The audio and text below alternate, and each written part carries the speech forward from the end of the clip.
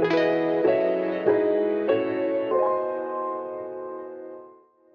everybody, I'm Jordan Meeks with Goodwill Industries of Northwest North Carolina. I'm here today with Marcy Lanier, who is the owner of Willow's Dream Salon.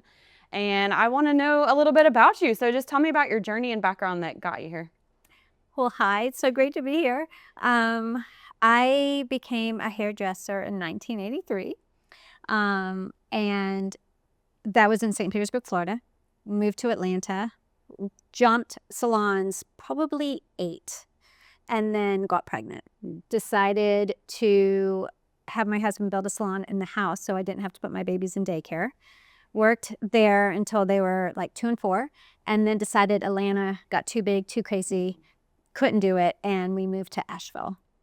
My husband could not find a job in Asheville, so we're like, all right, we're gonna open up a hair salon. And 21 years later, because we opened in '04, we still are a thriving salon here in Asheville. Yeah. Tell me about what makes your salon unique. So it's quite different model than any other model. Again, because I was a hairdresser for so many years before I opened up the salon, I knew what I liked and I knew what I did not like. And I wanted it a place that each hairdresser could feel independent and creative and create their own pod, per se, inside the umbrella of Willow's Dream. So we're a booth rental salon, but when you first start and you don't have a clientele and you're just, either beginning your career or beginning your career here in Asheville, because we have a lot of veteran hairdressers from other places that have come to Asheville. But if you come with no clientele, we start you on commission for a 3-month period. We help build your clientele. We feed you as many people as we can. We screen the people on the phone to make sure you're a good match because we want longevity. Yeah. We want you to connect to your client to the best of our abilities. And then after 3 months, we reevaluate. Most stylists are ready to go on booth rental, and they're chomping at the bit to go on booth rental because most hairdressers make more money on booth rental than in commission. And then, yeah, it just flows from there. Great. Can you tell me a little bit about what booth rental means exactly? Oh, great question. Great question. So booth rental means you are an independent contractor. You again, because my model is a little bit different, we do have full reception. Most booth rental places do not. Most booth rental salons, you run your entire business yourself. You build your own clientele, you answer all your phone calls, you do your taxes, you keep all your receipts. That is a big thing. Keep all your receipts because everything is a deduction. But in most booth rentals, you're on your own.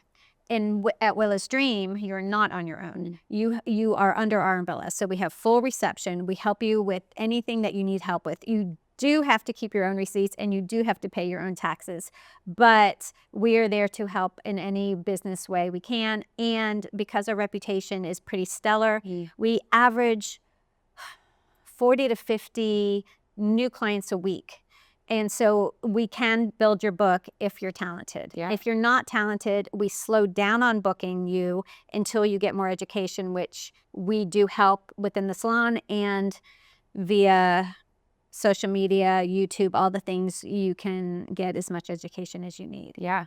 What is the basic education that you need to be able to get out there? So I believe that true education is 1,500 hours in North Carolina. Each state is different. So you'd go to cosmetology school. Asheville High has a program, AB Tech has a program, and then there's a lot of private programs that you can go to.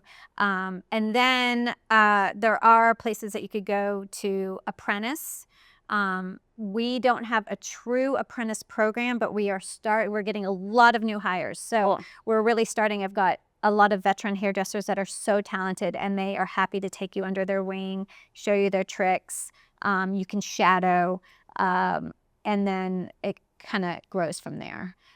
But you can't even start in a salon without having your license. So you've got to go through the program, pass state board test, and then you come to me. Cool. What got you interested in doing hair? So when I was a senior in high school, my parents went through a divorce. And I did not want to leave my mom and go to college.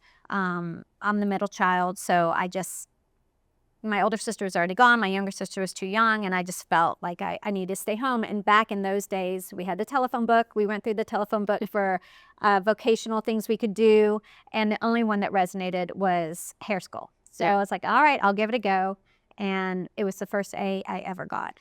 I was not a great student. Reading and comprehending is not my forte, but working with my hands and human contact is. Yeah. And it just, I had no idea. I did not know my industry and how fantastic it is.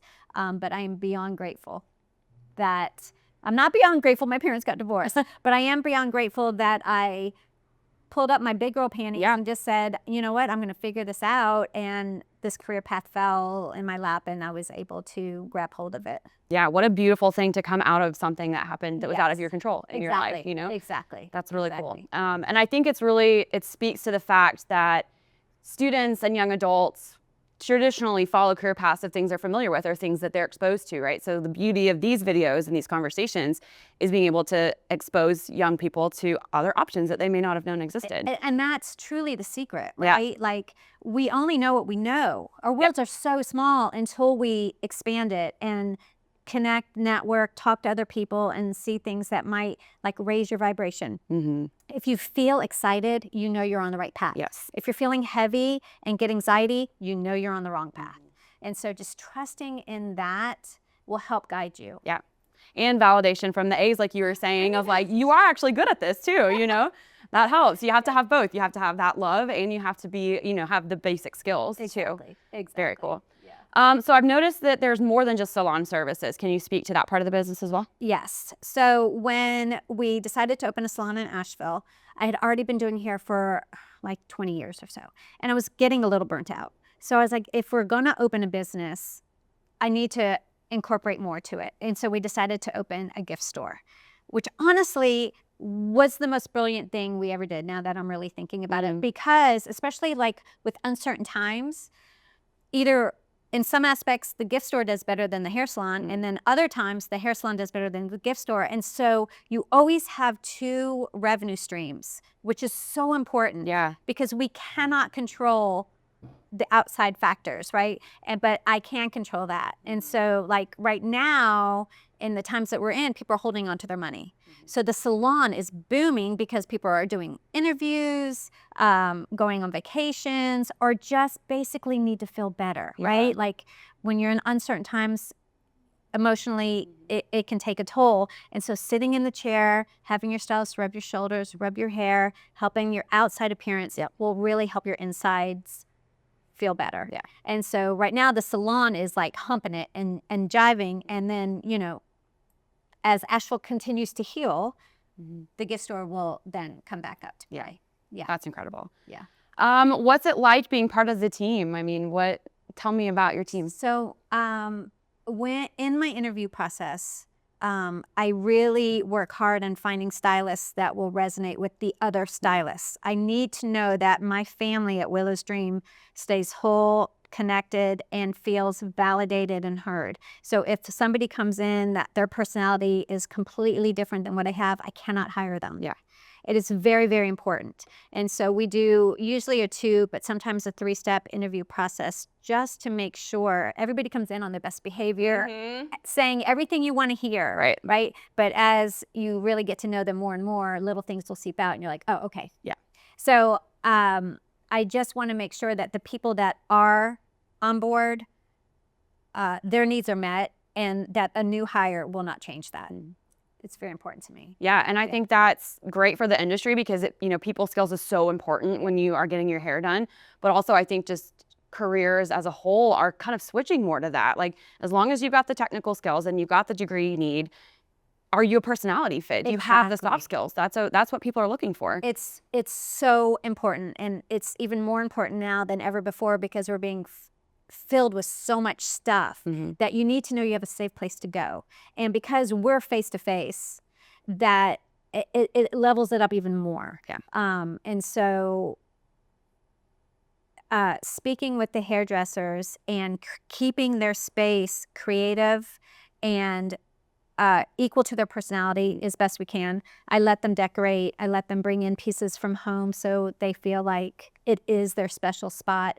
but it has to be eye pleasing. So when a customer comes in, they're not like, ooh, like, Yeah. you know. So everything that works, everybody at my shop, they're all friends. They all get along. I'm not saying they're not like siblings where every now and then feathers get ruffled, but they pull it together and, you know, go on hikes and do things after work that are wonderful. We're starting team building things Cool. to help keep people connected on a personal level and not just on a career level, because it just helps everything get stronger and stronger and stronger. And I think that's great too, of like, you spend a lot of your life at your job, and so you want to like the people that you're around. And so as people watching this are in that process of finding a job, it goes both ways. Like, the employer wants to hire someone with those skills, but also you want to feel like connected to the people around you. You want to feel like this is your second family. Yes. Right? And that you can trust. Yeah. You want to be able to trust coming in, and you want to be able to trust leaving. It's very important, and that is a culture we have definitely created. That's incredible. Yeah. So if someone's watching this and they're like, wow, I really want to work there, what does that look like? Well, your personality has to not be a me personality. It has to be an us personality. It has to be about the team, not just about how it's going to benefit me, right? I mean, that's very, very important. You have to have confidence. The average person, when they sit in your chair, is going to want to get in your head. They don't mean to, but they do. So you have to have confidence that you know what you're doing. You trust in yourself. Now, you're not always going to know what you're doing. I'm 40 years in, and I still go to my other hairdressers, oh my God, I have this new person in my chair, and they want blah, blah, blah. And, you know, and so I just go in the back room. Everybody gives me their input. I decompress, go back out with a smile on my face. And, you know, I mean, you're going to have unique things come up, but you have to have the confidence to know that you can handle it. Yeah. And if you can't handle it, then you have to have the confidence enough to say, I think this is over my head. Can I please reschedule you with somebody who is competent in whatever it is they're asking for? That is so important, because you don't want to waste your time having to do edit. Time is money. And so you have to be able to speak your truth. And I think most people respect when someone can say, hey, this is not my expertise, especially when it comes to how you're going to look, right? Like, I want my hairdresser to say, let me give you to someone who knows what they're doing. So that's a beautiful skill. Yeah, I personally would love that. So that's the culture that I've asked my hairdressers to, you know, follow is, if you're not comfortable, please don't do it. Please don't do it. Yeah. What would you say to somebody who's maybe thinking about going into this industry? I would say congratulations. It's amazing. It is just an awarding, wonderful career that no 2 days are alike. You're never going to be bored. No 2 hours are alike, right? Like, we're dealing with people that have interesting lives that you get to talk to. You get to help them feel their best on the outside, along with conversations that help them feel their best on their inside. And before you know it, you're friends. Like, I have been cutting people's hair, like, from their very first haircut as a newborn to now they're in college or married, or like following their life journey is the most rewarding thing. That's cool. So, and you know, you could take it as small town salon, or you could move to a big city and do the stars. You can create products. Like, you can take this career so many different paths, and it is so rewarding. That's amazing. Well, is there anything else you want to add about you or your world? I just, one, I'm so grateful for my Willow's Dream team. I'm so grateful for Asheville and it's my amazing community. And if anyone needs, you know, any advice, any help with any questions, we're here to help guide and create and mold any way we can. Wonderful. Well, thank you so much for being here with us. It was great talking to you. You too. Thank you.